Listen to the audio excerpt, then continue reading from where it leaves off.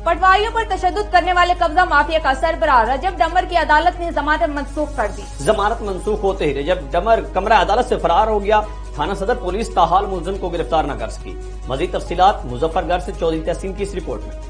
पटवारियों पर तशद्दुद करने वाले कब्जा माफिया के सरगना रजब डमर की अबूरी जमानत खारिज। रजब डमर अहाता अदालत से फरार होने में कामयाब। थाना सदर की पुलिस मुलजिम को ताहाल गिरफ्तार न कर सकी। पंजनद हेडवर्क्स के पांड एरिया के कई मुरब्बा अराजी पर नाजायज काबिज और कब्जा माफिया के सरगना रजब डमर, जो कि महकमा इरीगेशन का 5.5 करोड़ रुपए का डिफाल्टर भी है, ने तकरीबन 2 माह कबल महकमे के 2 पटवारियों राणा कदीर अहमद और असगर पटवारी पर तशद्दुद करते हुए उनके बाजू तोड़ डाले।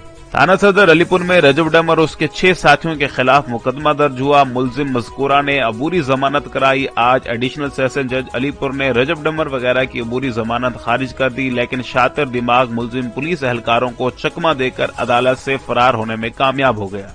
दूसरी जानिब अंजुमन पटवारियान अलीपुर ने सदर पुलिस अलीपुर पर मुलजिम से मिली भगत करने और उसे फरार का मौका देने का इल्जाम लगाया और मुलजिम की फौरी गिरफ्तारी का मुतालबा किया है। राब्ता पर तफ्तीशी अफसर ने बताया कि पुलिस की छापामार टीमें रवाना हो चुकी हैं। मुलजिम साथियों समेत कानून की गिरफ्त में होगा।